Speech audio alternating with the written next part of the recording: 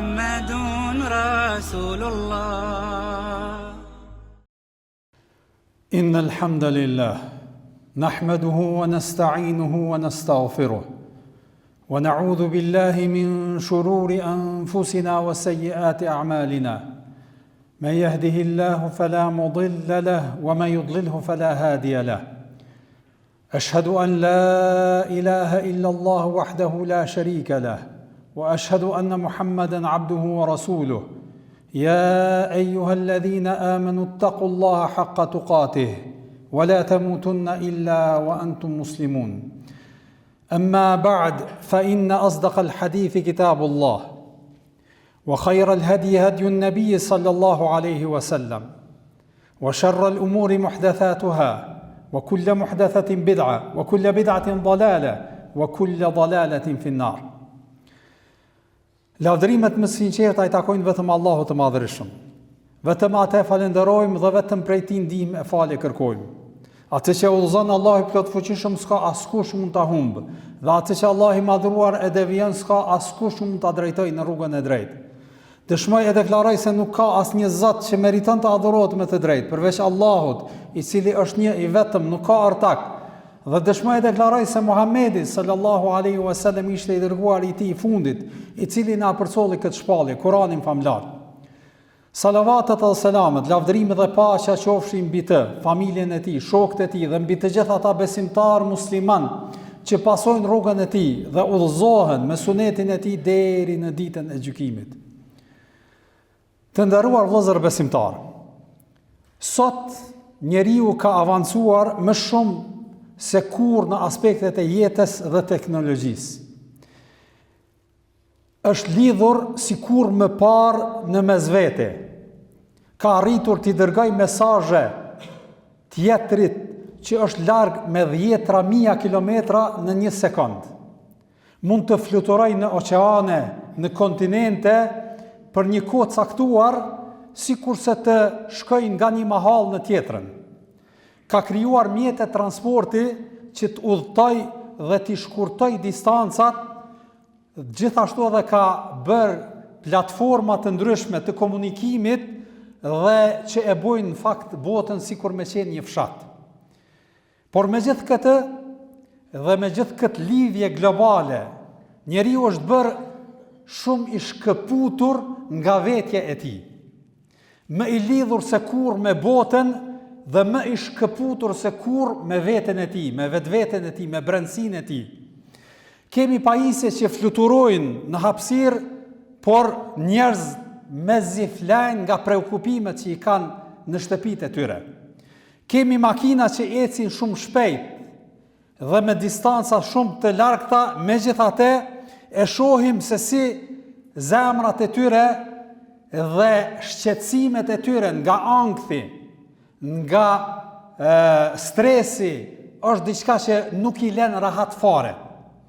Ato dridhjet e mrenshme në zemrat e tyre po aludon se diçka nuk është mirë dhe nuk po gjejnë qetësi.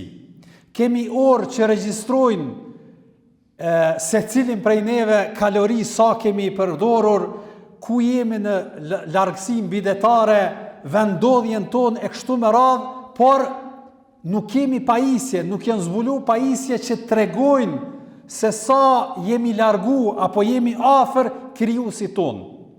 Prandaj vëllezër të nderuar, kështu tek njeriu modern shfaqet një kontradikt, një kontrast i hidhur, e ajo qëndron në faktin se sa më shumë që po lidhet me botën, aq më shumë po e humb lidhjen me brendësinë e tij. Sa më shumë që po nxiton, aq më shumë po mbetet bosh. Sa më shumë po informohet, aq më shumë po i turbullohet mendja. Kështu është realiteti i njeriu të vëllezër të nderuar. Dhe kjo është arsyeja pse në fakt tash ankthi është bërë një valutë e re tek njerëzit. Dhe e shohim se si ajo shitet në tituj të lajmeve të ndryshme dhe njerëzit thrasin, edhe kërkojnë, edhe hulumtojnë me marrë pjesë në kurse të ndryshme të menaxhimit, të produktivitetit, ose edhe të menaxhimit të stresit që kanë dhe ankthit nga i cili preokupohen, dhe e shohim se si njerëzit diagnostifikohen nga mjekët e ndryshëm me këtë diagnozë, se ka ankth, ka stres, madje shumë prej tyre fillojnë me e naturalizu dhe me thonë se kjo është pjesë e natyrshme e jetës së njeriut posaçërisht në kohën e bashkohore.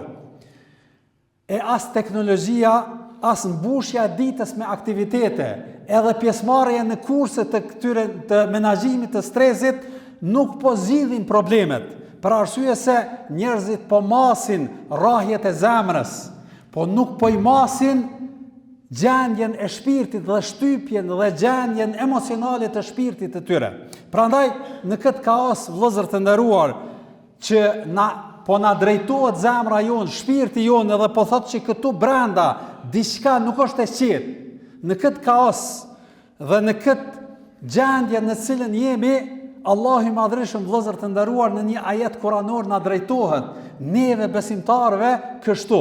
Thotë: "Ala bi dhikrillahi tatma'innul qulub."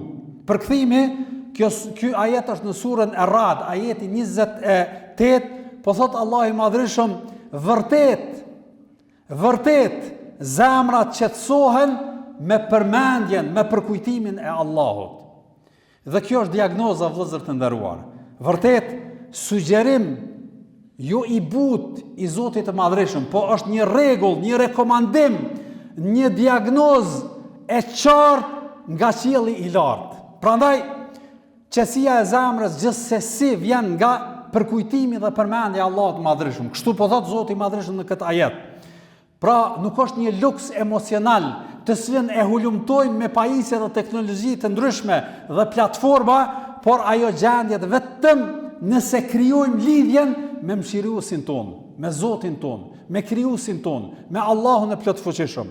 Prandaj, edhe ajeti, vëllezër të nderuar, po thot, nuk po aludon me thonë mund të qetësohen, apo shpresohet të qetësohen, por në formë të prerë, po thot tatma'innu, që nëse përkthejmë në shqip, do të thot qetësim i plot, balans dhe stabiliteti i zemrës arrihet vetëm me përkujtimin dhe përmendjen e Allahut Madhreshëm.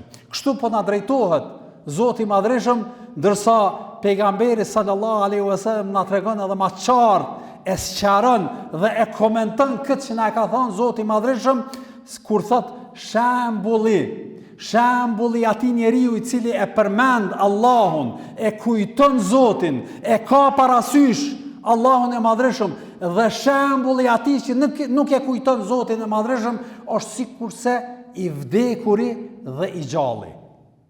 Shikoni çfarë krahasimi ka bërë pejgamberi sallallahu alaihi wasallam. Për arsye se në fakt njeriu i cili jeton këtë jetë, i rrah zemra fizikisht, edhe ec, e shkon, edhe vjen, por është larg kujtimit, edhe bindjes, edhe kuptimit të mbikëqyrjes së Zotit Madhreshëm, ai ec, mirë po zemra e tij është e mbyllur, zemra e tij është e vdekur, për dallim ky tjetri i cili pra gjallëron zemrën e tij me kujtimin e Allahut Madhreshëm, ky i tilli është pra personi, pra dallimi i tij është sikurse i gjalli me të vdekurin. Kështu, vëllezër të nderuar, pastaj Allahu i Madhreshëm e shohim në këtë ajet, nuk po thot me fitimin e pasurisë qetësohen zemrat, as me arritje teknologjike, as me rritjen e ritmit të jetës edhe pjesëmarrjen në vende apo ngritjen në pushtet e kështu me radhë, me këtu arrihet qetësia. Jo. Prandaj edhe njerëzimi vuan nga kjo në kohën bashkohore dhe preokupohet nga kjo për arsye se po e hulumton, po mundohet me gjetë këtë rehati dhe këtë qetësi në këto gjëra të cilat i përmendëm dhe i ilustruam më herët, e nuk e kam parasysh se kjo rehati dhe kjo terapi e qetësisë së zemrës arrihet vetëm nëse e kemi parasysh kujtimin dhe përmendjen e Allahut të Madhreshëm në përgjithësi. Vëllezër të nderuar, kur themi me kujtu Zotin, me përmend Allahun, në gjuhën arabe i thotë e dhikr. Këtu njëherë plesë kanë përmend, kanë thonë zikr, dhe duhet ta kem parasysh që nuk është për qëllim me fjalën dhikr, me fjalën kujtim dhe përmendje të Allahut Madhreshëm, që ti themi disa lutje me gjuhën tonë, ose ato hallkat e dervishve apo të sufive, të cilët në përvende të ndryshme mblidhen, grumbullohen, edhe fillojnë me recitu apo me thënë lutje, apo edhe me këcy, edhe me kalu në një lloj ekstaze, apo në një lloj transi, edhe me pretendu se me këtë kujtohet Allahu i Madhreshëm. Kështu nuk na ka mësu pejgamberi jonë Muhammedi sallallahu alaihi wasallam se kujtohet Allahu i Madhreshëm. Por çka do të thotë me e kujtu Zotin e Madhreshëm? Me e kujtu Allahun e Madhreshëm do të thotë që njeriu me qenë i lidhur me krijuesin e tij në çdo aspekt, me kujtu Zotin e Madhreshëm me gjuhë, po gjithashtu edhe me zemër, po gjithashtu edhe me gjymtyr e trupit të tij në përgjithësi. Me kujtu Allahun në çdo rrethon, në çdo situatë, kur je në vështirësi, kur je në rahati, në çdo situatë, në çdo rrethon, me pas parasysh mbikëqyrjen e Zotit Madhreshëm. Ky është kuptimi i dhikrit edhe kujtimit të Allahut Madhreshëm. Për këtë shkak edhe Aisha radiallahu ta'ala anhu në një rast tregon për pejgamberin tonë Muhammedin sallallahu alaihi wasallam, thotë sa herë që ballavaçohej me një vështirësi, me një problem, me një preokupim, hajtë ta themi edhe ndoshta me një stres, edhe me ndonjë situatë vështirë, pejgamberi sallallahu alaihi wasallam po thot gruaja e tij, thot çka bënte? Me njëherë shkonte edhe lidhej në namaz, edhe lidhej me krijuesin e tij dhe aty e çante dertin e tij. Dhe aty komunikonte me Allahun e Madhreshëm. Po gjithashtu, edhe kur ballavaçoi me ndonjë mirësi, me ndonjë sukses, çfarë bënte? E bënte sejdën e shukrit. Sejdëja e shukrit, sejdëja e falënderimit është në rrethana, në situata kur njeriu ballavaçohet me një gëzim, me njëherë e kujton Allahun edhe bjen sejdë edhe falënderon atë për atë mirësi edhe për atë sukses të cilën e ka arrit. Pra, vëllezër të nderuar, kështu na mëson neve pejgamberi Muhammedi sallallahu alaihi wasallam kuptimin e dhikrit, kujtimit të Allahut Madhreshëm, që vazhdimisht në çdo situatë, në çdo rrethon besimtari me pas parasysh mbikëqyrjen e Allahut Madhreshëm, me qenë i bindur se çdo sen në këtë dynjë nuk lëviz asnjë flet nga pema, nuk vjen në tokë pa vullnetin, dëshirën edhe diturinë e Zotit Madhreshëm. Këtë me e kuptu besimtari, kjo është do të thotë kuptimi i dhikrit, kuptimi i përkujtimit të Allahut Madhreshëm në jetën e tij të përditshme. Pra, jo vetëm shqiptimi atyre shkronjave. Prandaj edhe Allahu i Madhreshëm kur i drejtohet besimtarëve thotë wa aqimis salata li dhikri. Fale namazin që të më kujtosh mua, që të më bësh mu dhikr. Për arsye se njeriu kur e fal namazin, çka? E kujton Allahun e Madhreshëm me gjuhën e tij, me zemrën e tij. Për arsye se kur thot Allahu Akbar, Zoti është më i madh. Çfarë do të thotë kjo në zemrën e tij? Që çdo sen, çdo gjë në këtë dynjë është e thjeshtë, është nër krijuesin e gjithfuqishëm. Pra e kujton dhe ka parasysh këtë me zemrën e tij. Pastaj e manifeston pra këtë lutje mas pari me zemër, pastaj me gjuhë, po gjithashtu edhe me gjymtyrët e tij. I përulet, e bën rukun, e bën sejdën, qëndron kam në shenjë madhrie ndaj Allahut Madhreshëm. Pra manifeston kujtimin e Zotit Madhreshëm, për kujtimin e tij, dhikrin e tij në çdo situatë edhe në çdo rrethon. Gjithashtu, atë që duhet me e pas parasysh besimtari, vëllezër të nderuar, është se qetësia është dhuratë vetëm për ata që vinë tek Allahu i Madhreshëm. Pra, nuk është një gjë që Zoti i Madhreshëm ja jep gjithkujt, ja jep atij që e kërkon dhe e synon, atij Allahu i Madhreshëm ja jep. Por gjithashtu duhet ta kemi parasysh që kujtimi i Allahut Madhreshëm edhe qetësia shpirtërore nuk nënkupton që njeriu më i pas punë nivelin më të lartë ose mos me pas probleme në këtë dynjë. Për arsye se përderisa njeriu është në këtë dynjë, patjetër do të ballavaçohet me situata dhe me rrethana të ndryshme. Për këtë shkak nuk po thot Zoti i Madhreshëm ata që besuan dhe zemrat e tyre qetësohen me kujtimin e Allahut, nuk po thot Allahu i Madhreshëm ata nuk do të kenë probleme. Pa ata do të kenë situatën çdo sen do thot në vendin e tij. Jo, përderisa je në këtë dynjë, bie që do të ballavaçohesh me situata dhe me rrethana dhe me vështirësi të ndryshme. Për arsye se kjo është karakteristika kësaj dynjaje. Prandaj edhe Hasan el Basriu thoshte me një kujtim, mos kërko qetësi në këtë dynja, për arsye se ajo nuk ekziston.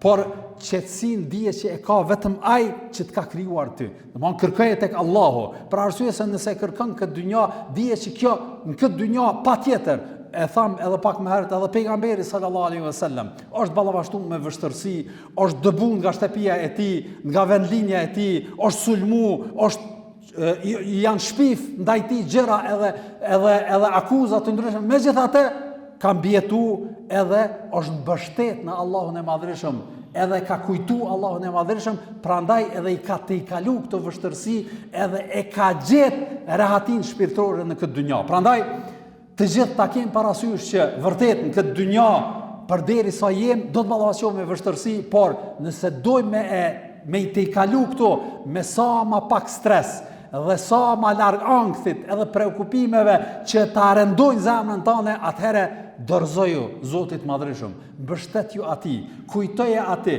leja atij preokupimet edhe telashet edhe mërzit tua edhe thuaj, o Allah, jemi të gjithë në dorën tane dhe çdo gjë që ndodh me vullnetin, dëshirën dhe caktimin tan e ai njeri i cili vërtet e realizon këtë, ai është në rrugën e drejtë dhe është vazhdimisht nga ata të cilët e kujtojnë Zotin e Madhërisëm. Wa sallallahu ala nabina Muhammad wa ala alihi wa sahbihi ajma'in.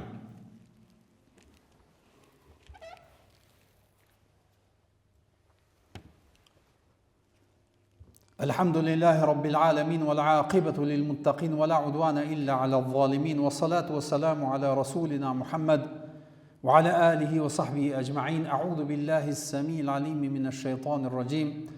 إن الله ملائكته يصلون على النبي يا أيها الذين آمنوا صلوا عليه وسلموا تسليما. اللهم صل على محمد وعلى آل محمد كما صليت على إبراهيم وعلى آل إبراهيم إنك في العالمين حميد مجيد. اللهم بارك على محمد وعلى آل محمد كما باركت على إبراهيم وعلى آل إبراهيم إنك في العالمين حميد مجيد. أعوذ بالله السميع العليم من الشيطان الرجيم. إن الله يأمر بالعدل والإحسان وإيتاء ذي القربى وينهى عن الفحشاء والمنكر والبغي يعظكم لعلكم تذكرون. لا إله إلا الله لا إله إلا الله لا إله إلا الله محمد رسول الله.